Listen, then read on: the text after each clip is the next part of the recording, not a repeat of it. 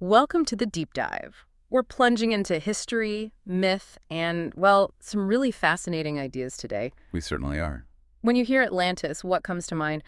I bet for most of us, it's this single island, right? Shimmering, maybe, and then sinking dramatically. That's the classic picture. Exactly. But what if that's just, a tiny piece of the real story, like the tip of the iceberg literally submerged? It's a very common image. But yeah, the ancient accounts, particularly when you really dig into them, they paint something much, much bigger, more intricate.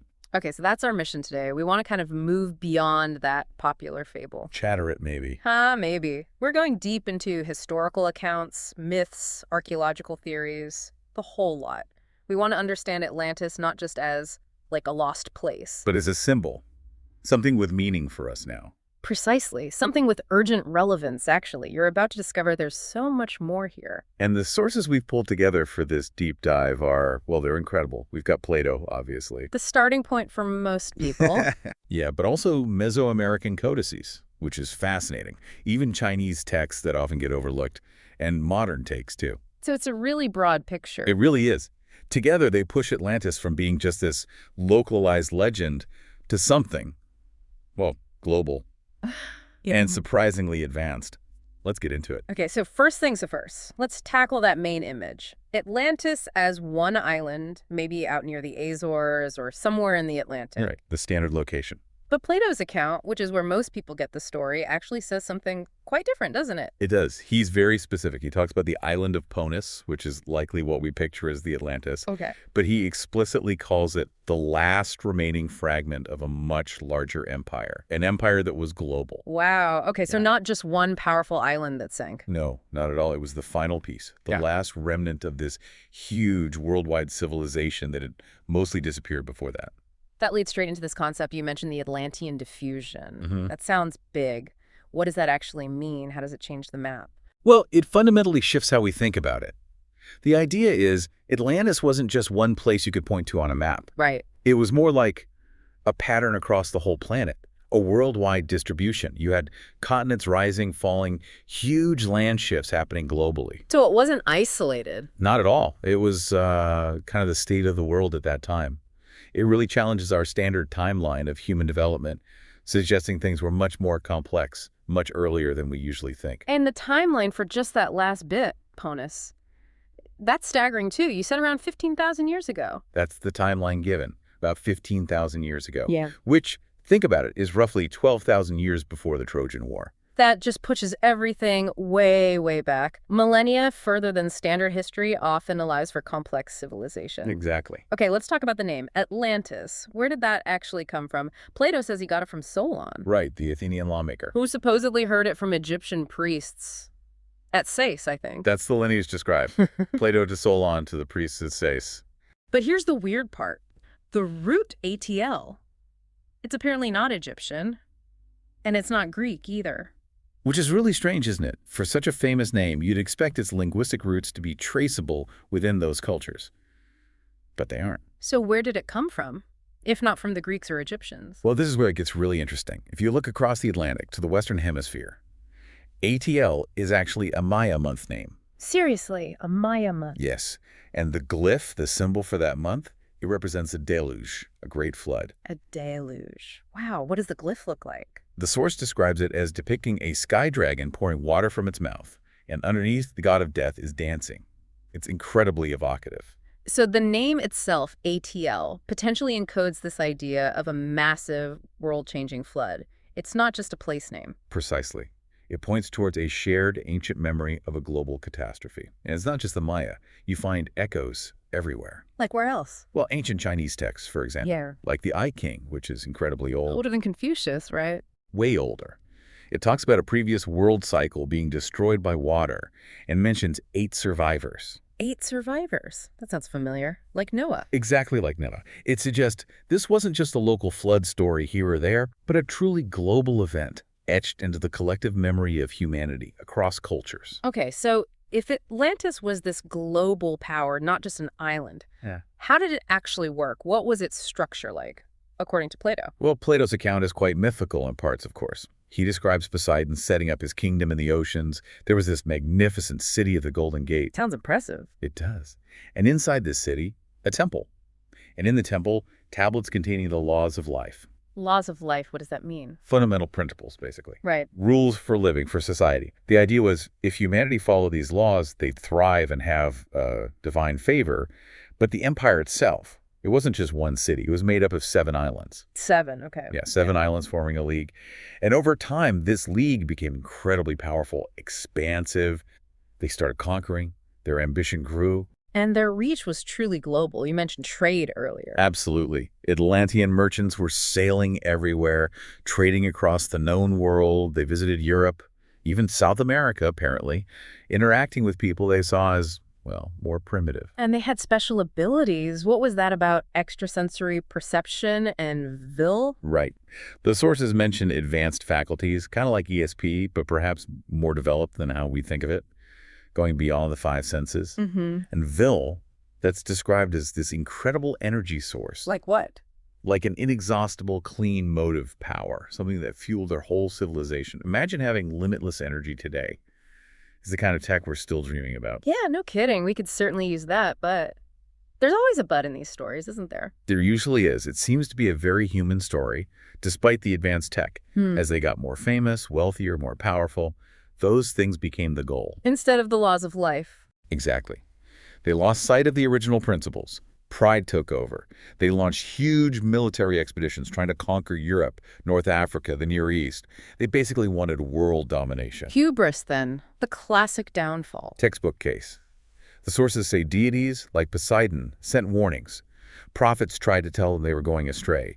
But the Atlanteans, they just ignored them. They rebelled. They rebelled against the divine order, against the principles they were supposed to uphold. And the consequences were catastrophic. The sinking of Ponus. Yes. That last fragment, Ponus, vanished beneath the ocean. The text says, in a single dreadful day and night. And the casualty figure mentioned, derived from the Maya calendar, is staggering. 60 million lives lost. 60 million. It's almost unimaginable. It is. But the point made is that this wasn't just a random natural disaster. It was framed as the end result of misusing power, abusing knowledge and energy meant for the common good, turning it towards selfish ends against the will of heaven. It's a heavy lesson. A very heavy lesson.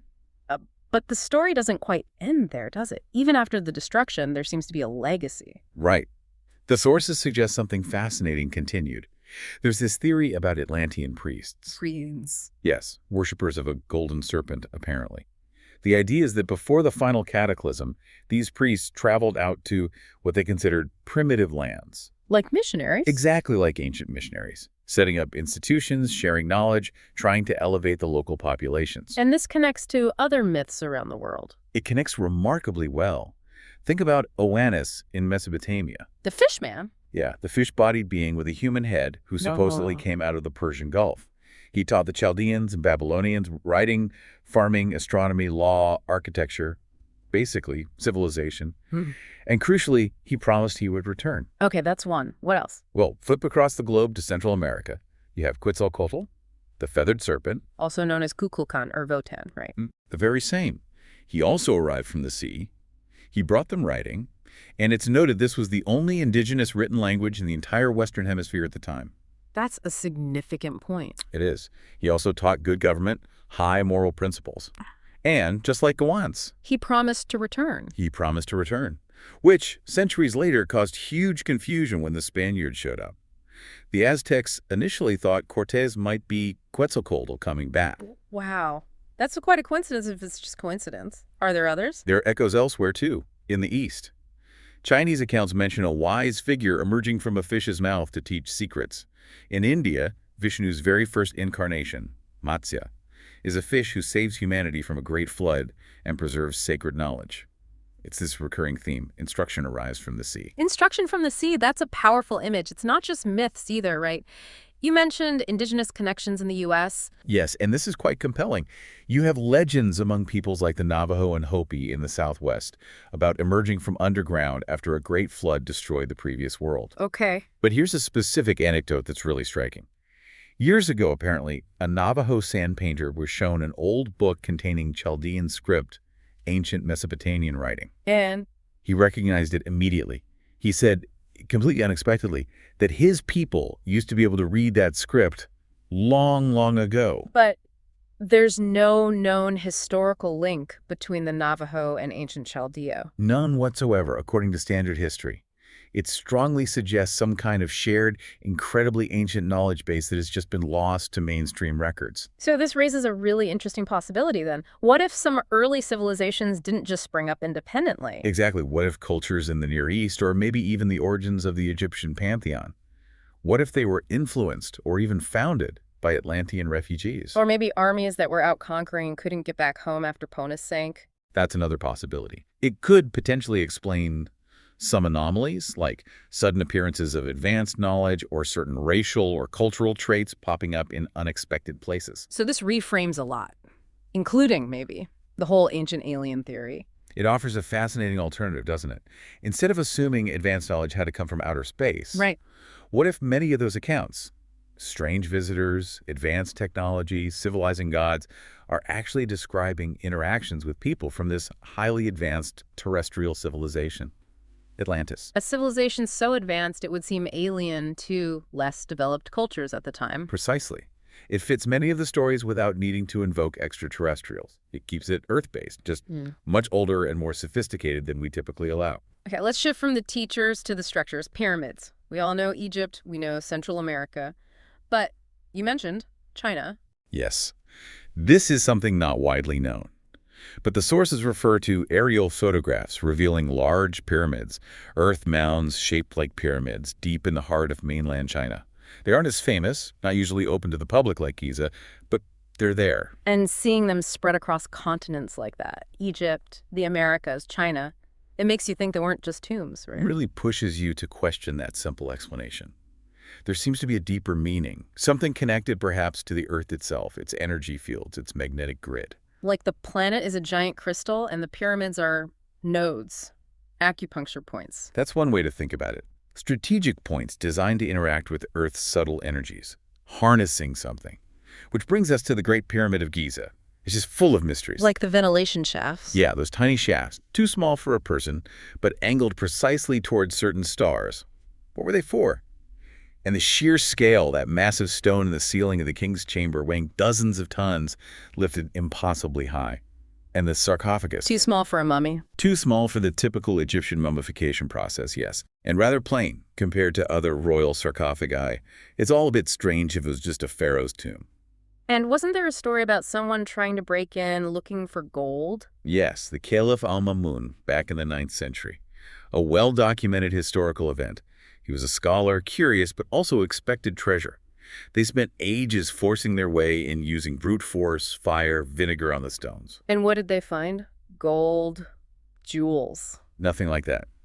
According to the accounts, all they found were some small, incredibly precise tools, like a perfectly balanced sphere, maybe for checking levels, and the pyramid itself, its dimensions, its passages. So the treasure wasn't gold. The treasure was the pyramid. The knowledge embedded in its very structure, its geometry, its alignment, that was the priceless secret. And the precision is just unreal. You mentioned alignment to the 8th or 9th decimal point. The sources emphasize this incredible precision, perfect mathematical form, orientation to true north that's astonishingly accurate, alignment with specific stars, like Ag. It suggests a level of scientific knowledge that just seems out of place for the standard view of ancient Egypt at that time. Where could that knowledge have come from? Well, the Egyptians themselves, in their early traditions, didn't claim they built it originally. They attributed it to Hermes Trismegistus, or Thoth, his Egyptian name. The god of wisdom. Exactly. The cosmic mind, the keeper of secrets. They saw the Great Pyramid as his original tomb, or perhaps shrine, and the key to Hermetic philosophy itself, that ancient system about understanding the universe and wisdom. And there's a connection to a mysterious book, the Black Book of Hermes. Yes, this legendary text, supposedly written with Hermes, said to contain rules for rulers, guidelines for achieving international peace, like a blueprint for enlightened governance. And the source connects this to the Order of the Garter in England. It makes that intriguing connection, suggesting that the original, now lost statutes of the Order of the Garter were actually derived from this ancient Hermetic Black Book. It hints at this idea of a hidden tradition, an ancient over-government, working behind the scenes for world peace based on these timeless principles. It's a wild thought. And then there's the U.S. Great Seal, the pyramid on the back of the dollar bill. Right. It's explicitly noted for its esoteric origins. The pyramid, the Eye of Providence. Its purpose, according to some interpretations connected to these traditions, was to be a monument set up in Egypt to bear testimony. Testimony to what? To this ancient knowledge. Potentially. To these enduring principles, this hidden stream of wisdom, perhaps originating from Atlantis, symbolized right there on modern currency. It suggests these ideas haven't entirely disappeared. They're still present, even if hidden in plain sight. Okay, bringing this all together, looking at our world now, with all its challenges, it feels like we could use some of that ancient wisdom. We certainly could. We don't always seem great at managing our own affairs, do we? Not always. And this is where the Atlantis story becomes more than just history or myth. It feels like a blueprint. Or maybe a warning. A blueprint for survival, perhaps? Yeah. You mentioned Lord Bacon earlier, his book, The New Atlantis. Right. He envisioned America specifically as this new Atlantis. Yes, a nation that had the chance to learn from the original Atlantis' mistakes, to avoid that same self-destruction, to potentially become a restoration of the Golden Age. A very hopeful vision. But based on the Atlantean story, what was the core mistake? What's the main lesson? The sources are really clear on this. Atlantis' fall wasn't bad luck. It wasn't just a natural disaster, though that was the mechanism. It was seen as a direct result of disobedience to the will of heaven. Meaning selfishness took over. They misused their incredible power, their knowledge of natural energies. They turned away from the laws of life we talked about earlier. It's presented as a record of humanity failing to stick to the very principles needed for its own survival. So the message is, man is his own destroyer. That seems to be the core message. Civilizations don't just collapse randomly, they rot from within. Corruption, greed, the lust for power, compromising integrity for fame or wealth. These are the real destroyers. It's a pattern we see again and again in history, sadly. A consistent, tragic pattern. And it suggests there's maybe a science of survival, a kind of grand plan, universal rules. If you ignore them consistently, you fall. It's almost like natural law applied to civilizations. And Solon, back in Egypt, he got a specific warning about this, didn't he? He did. After learning about Atlantis being destroyed by water, the priests gave him this chilling prophecy. If humanity doesn't learn the lesson. Then the next destruction won't be by water. Right. It will come by forces moving in the air. That hits a bit close to home today, doesn't it? Forces in the air. It certainly makes you pause and think. Yeah. And it leads to the question of what real ignorance is. It's not just not knowing stuff. No, in this context, it's defined differently. It's not about lack of education. It's about the inability or the refusal to use knowledge wisely.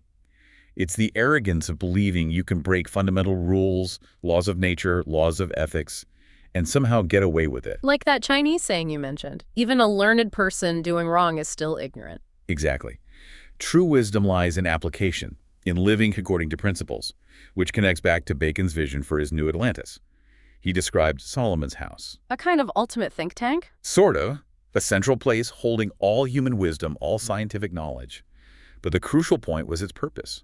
All that knowledge was to be used for the unselfish good of all that lives. Not for power, not for profit, not for domination. Precisely. Knowledge becomes dangerous when it's divorced from ethics and used for selfish ends. That seems to be the Atlantean trap. So Atlantis, its ultimate purpose in the story isn't just to be a lost paradise. It's a moral lesson. A powerful one. The sources suggest it was destroyed because, frankly, it had become too dangerous to let it live. Its corruption was so deep, it threatened to engulf everything. So its destruction prevented a worse outcome. That's the implication. Its story stands as this timeless warning. Abuse power, lose integrity, ignore the fundamental laws of life, and you set yourself up for a fall. It urges us, collectively and individually, to get control of our own ambition, our emotions, our character, to avoid that same fate. Reflecting on all this, it really does transform the picture, doesn't it? From just a sunken island myth to this vast global civilization. Technologically advanced, yes, but ultimately flawed, with lessons that feel incredibly relevant right now. It leaves you with a pretty provocative thought, I think. If these ancient people really did have secrets, we're only now starting to glimpse. And if their downfall was directly tied to breaking fundamental rules. What does that say about our path, our trajectory today? Are we, unknowingly breaking some of those same rules, heading towards our own kind of deluge? Maybe, as Solon was warned, one coming from the air. It's a sobering question. Perhaps Atlantis isn't just out there, under the ocean. Maybe it also represents something inside us, the submerged self, you could say. How do you mean? That part of human nature that holds the memory, the pattern of that disobedience.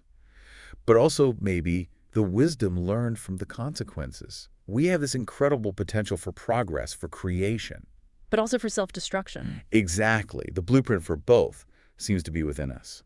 The real challenge, then, is whether we can finally learn to listen to those internal warnings, to choose a different path for our collective future.